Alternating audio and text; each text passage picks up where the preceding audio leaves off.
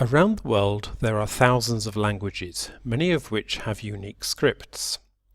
Many of these scripts can be used on a computer, but for many smaller language groups their script doesn't work so well. Meet Bob. Bob grew up speaking one of these languages, and he would love to be able to type his language on a computer. But he can't. However, Bob has a friend who works at Pipe University. Meet Jim. Bob asks Jim to help him be able to type his language on computer, and Jim is happy to help. For Jim to help Bob, he needs to understand Bob's script.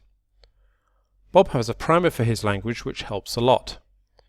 Jim then writes a proposal to add the characters Bob needs into Unicode. Unicode is an internationally agreed standard on how computers store different characters. Jim takes the proposal that he and Bob have worked out to the International Committee, and after about 2 to 3 years, Jim is finished and Bob's script is added to the Unicode standard. Bob and his friend don't have to wait for the standard to be finished, they can start with it right now. But how? Bob is going to need a font, so he starts drawing. Because Unicode is a character encoding, if one character has 2 forms, there is only one code. This means that fonts have to become smart enough to know which shapes to use and when. The result? Bob can now see his language on the screen.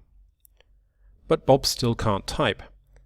How is he going to enter his text on the computer? He is going to need a keyboard layout.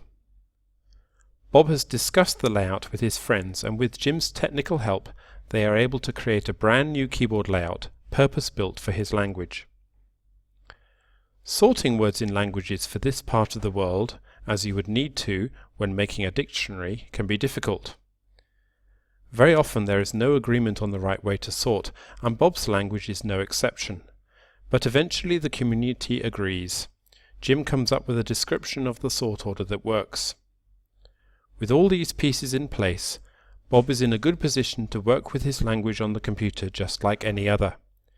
He can produce dictionaries, create websites, and write books, giving life to his language and preserving his culture.